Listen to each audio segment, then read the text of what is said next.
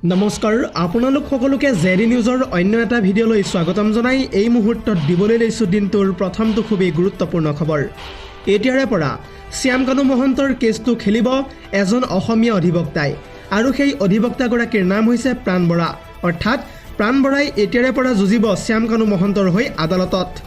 এইখিনিতে আপোনালোকক জনাওঁ যে যিমানে বিচাৰ চলিছে সিমানেই এতিয়া ওলাই আছে শ্যাম কানুৰ মিথ্যাচাৰ। অসুস্থ জুবিন গাৰ্গক শ্যাম কানু মহন্তই কৰোৱাইছিল অত্যাধিক মদ্যপান। মদ দিব নালাগে বুলি মেইল কৰি নিজে জুবিন গাৰ্গক খুৱাই দিছিল হেনো মদ। ইয়ত পাৰ্টিৰ আগদিনাখন শ্যাম কানু মহন্তই মদ্যপান কৰোৱাইছিল জুবিন গাৰ্গক। কেৱল ইমানেই নহয়, শ্যাম কানু মহন্তই প্ৰবাসী অসমীয়া অভিমন্যুৰ হতুৱাই মদৰ বটল দিছিল জুবিনক। ব্লেক এণ্ড হোৱাইট হুইস্কি যোগান ধৰিছিল তথ্য অনুসৰি শ্যাম কানু মহন্তই। আদালতত এনেদৰে এতিয়া যুক্তি দৰ্শাইছে অধিবক্তাগৰাকীয়ে। আৰু তাৰ পাছতেই শ্যাম কানু মহন্তৰ পত্নী তথা অনিতা ডেকা মহন্তই স্পষ্টভাৱে মন্তব্য কৰি কয় যে জুবিন গাৰ্গক কোনেও হত্যা কৰাই নাই, যিহেতু জুবিন গাৰ্গক কোনেও হত্যা কৰিব নোৱাৰে। ইয়ত পাৰ্টিৰ কথা শ্যাম কানু মহন্তই নাজানিছিলেই, কাৰণ সেই ঘটনাটো সংঘটিত হোৱাৰ সময়ত প্ৰায় 50 কিলোমিটাৰ দূৰত্বত মিটিঙত ব্যস্ত হৈ আছিল শ্যাম কানু মহন্ত। এনেদৰে মন্তব্য কৰিছে এতিয়া শ্যাম কানুৰ পত্নী অনিতা ডেকা মহন্তই। শ্যাম কানুৰ পত্নীয়ে ইয়াৰ উপৰিও কয় যে মই নিজেও ছিংগাপুৰত উপস্থিত আছিলোঁ সেই অনুষ্ঠানটোৰ বাবে। জুবিনৰ ন্যায় আমিও বিচাৰিছোঁ, আমিও এতিয়া ন্যায় ব্যৱস্থাৰ ওপৰত আশাবাদী। জুবিনক ভাল পোৱা মানুহকেইজন আজি জেলত থাকিবলগীয়া হৈছে বিনা কাৰণত। হয়তো জুবিনৰ আত্মায়ো আজি বৰকৈ কষ্ট পাইছে। নিৰ্বাচনৰ পিছত প্ৰথমবাৰলৈ এনেদৰে বুকুত বহুতো সাহস গোটাই ডাঙৰ মন্তব্য কৰিছে শ্যাম কানু মহন্তৰ পত্নী অনিতা ডেকা মহন্তই। অনিতা ডেকাই ইয়াৰ উপৰিও কয় যে জুবিনক হত্যা কৰাৰ কোনো তথ্য প্ৰমাণ নাই আৰক্ষীৰ হাতত। জুবিনক হত্যা কৰাৰ কোনো প্ৰামাণিক নাই বৰ্তমান সময় পৰ্যন্ত আৰক্ষীৰ হাতত। বিনা দোষতে এতিয়া কাৰাগাৰত ৰাখি থোৱা হৈছে অভিযুক্তসকলক। আৰু দীৰ্ঘদিন ধৰি কাৰাগাৰত যিহেতু কাৰাৰুদ্ধ অৱস্থাত আছে অভিযুক্তসকল। লগতে জুবিনক সুৰা সেৱন কৰোৱাৰ তথ্যও স্পষ্টভাৱে দিব পৰা নাই আৰক্ষীয়ে। এনেদৰে এতিয়া আদালতৰ মজিয়াত যুক্তি দৰ্শাইছে শ্যাম কানু মহন্তৰ অধিবক্তাগৰাকীয়ে। লগতে জুবিনে অসমীয়া সংস্কৃতিক বিশ্ব দৰবাৰত প্ৰতিষ্ঠা কৰিবলৈ নিজেই গৈছিল। আৰু ইয়ত পাৰ্টিৰ কথা শ্যাম কানু মহন্তই নাজানিছিলে, কাৰণ ঘটনাটো সংঘটিত হোৱাৰ সময়ত প্ৰায় 50 কিলোমিটাৰ দূৰত্বত মিটিঙত ব্যস্ত আছিল শ্যাম কানু মহন্ত। এনেদৰে মন্তব্য কৰিছে আদালতৰ মজিয়াত শ্যাম কানুৰ পত্নী অনিতা ডেকা মহন্তই। পৰৱৰ্তী খবৰটো হৈছে ৰাজনৈতিক প্ৰেক্ষাপটৰ এটা গুৰুত্বপূৰ্ণ খবৰ, কিয়নো কেইটিমান মুহূৰ্তৰ পূৰ্বে ৰাইজৰ দলৰ সভাপতি অখিল গগৈয়ে সংবাদমেল সম্বোধন কৰি বিজেপি দলক লৈ কেইবাটাও গুৰুত্বপূৰ্ণ মন্তব্য কৰিছে। অখিল গগৈয়ে কৈছে যে বিধানসভা নিৰ্বাচনত এটা ডাঙৰ ভুল কৰি পেলালে বিজেপিয়ে। পুনৰ জনাইছোঁ, সদ্য সমাপ্ত অসম বিধানসভা নিৰ্বাচনত কি ভুল কৰিলে আচলতে বিজেপিয়ে। কেইটিমান মুহূৰ্তৰ পূৰ্বে নিৰ্বাচনত বিজেপিয়ে ডাঙৰ ভুল কৰা বুলি দাবী উত্থাপিত কৰিছে ৰাইজৰ দলৰ সভাপতি অখিল গগৈয়ে। কেৱল ইমানেই নহয়, বিজেপিৰ ভুলৰ বাবে ৰাইজৰ দল নিৰ্বাচনত এইবাৰ জয়ী হোৱাটো 100% নিশ্চিত বুলিও এতিয়া দাবী উত্থাপিত কৰিছে অখিল গগৈয়ে। ইয়াৰ লগতে বিজেপিৰ কৰ্মকৰ্তাই এইবাৰ দলৰ সিদ্ধান্তত সন্তুষ্ট নহয় বুলিও মন্তব্য প্ৰকাশ ৰাইজৰ দলৰ সভাপতিগৰাকীৰ। অৰ্থাৎ বিজেপিৰ লোকেই অসন্তুষ্ট প্ৰকাশ কৰি কৈছে যে ইয়াৰ প্ৰধান কাৰণটো হৈছে কুশল দৌৰীক প্ৰাৰ্থিত্ব প্ৰদান কৰা। কুশল দৌৰীৰ অতীতৰ কৰ্মকাণ্ডৰ বাবে স্থানীয় লোকেও এইবাৰ বিজেপিক ভোট নিদিয়া বুলি ডাঙৰ মন্তব্য কৰিছে ৰাইজৰ দলৰ সভাপতি অখিল গগৈয়ে। দৰ্শকসকল, আৰু বহুতো গুৰুত্বপূৰ্ণ খবৰ আছে। যদিহে আপুনি এতিয়ালৈকে এই ভিডিঅ'টোত লাইক কৰা নাই তেন্তে এতিয়াই লাইক কৰি দিয়ক। আৰু এনেধৰণৰ খবৰসমূহ প্ৰত্যেক দিনে পাই থাকিবৰ কাৰণে চেনেলটো ছাবস্ক্ৰাইব কৰি ভিডিঅ'টোত এটাকৈ লাইক কৰি দিব।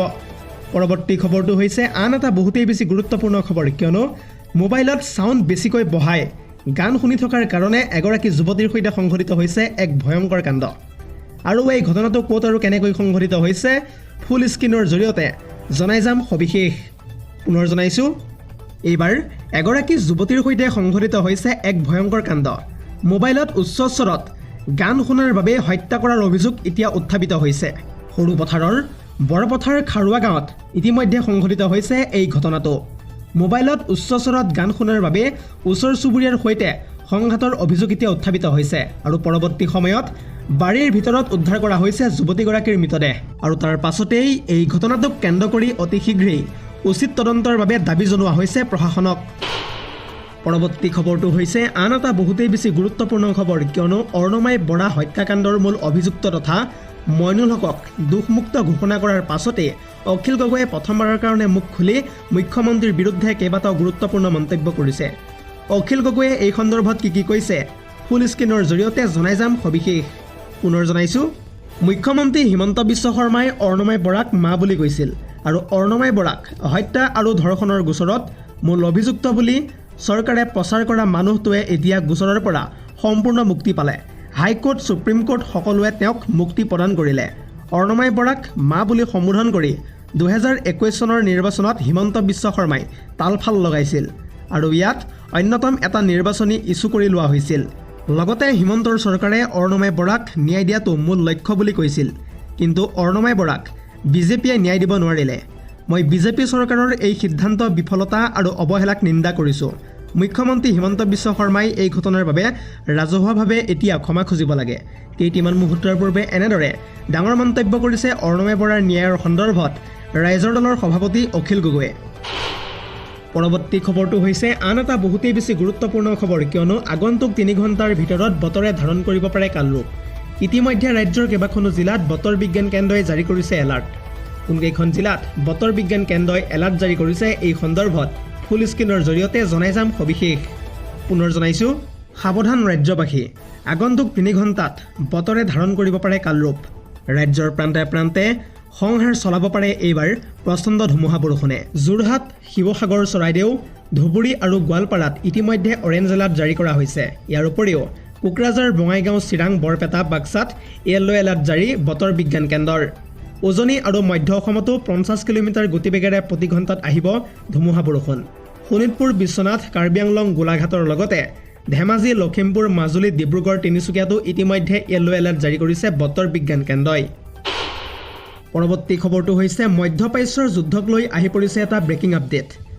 মাৰ্কিন ৰাষ্ট্ৰপতি ডনাল্ড ট্ৰাম্পে যুদ্ধবিৰতি ঘোষণা কৰাৰ মাজতে হৰমুজত পুনৰ ইৰাণৰ গৰ্জন দেখিবলৈ পোৱা গৈছে। লগতে এইবাৰ 2খনকৈ জাহাজক লক্ষ্য কৰি লৈছে ইৰাণী সেনাই। পুনৰ জনাইছোঁ, যুদ্ধবিৰতি ঘোষণা কৰাৰ মাজতে পুনৰ হৰমুজত ইৰাণৰ গৰ্জন ইতিমধ্যে দেখিবলৈ পোৱা গৈছে। 2খনকৈ জাহাজক লক্ষ্য কৰি IRGCয়ে কৰিছে গুলীবৰ্ষণ। IRGCৰ আক্ৰমণৰ পিছতে পুনৰ সৃষ্টি হৈছে উত্তপ্ত পৰিস্থিতি মধ্যপ্ৰাচ্যত। ট্ৰাম্পৰ যুদ্ধবিৰতিক সম্পূৰ্ণৰূপে ইতিমধ্যে নস্যাৎ কৰিছে ইৰাণে। পাকিস্তানত অনুষ্ঠিত হ'বলগীয়া শান্তি বৈঠকলৈও বৰ্তমান সময় পৰ্যন্ত যোৱা নাই ইৰাণৰ প্ৰতিনিধি দল। ইৰাণৰ এই স্থিতিত এতিয়া বিপদত পৰিছে যেন আমেৰিকা। বাতিল হোৱাৰ দিশত এতিয়া অগ্ৰসৰ হৈছে পাকিস্তানত অনুষ্ঠিত হ'বলগীয়া 2য় পৰ্যায়ৰ শান্তি আলোচনা।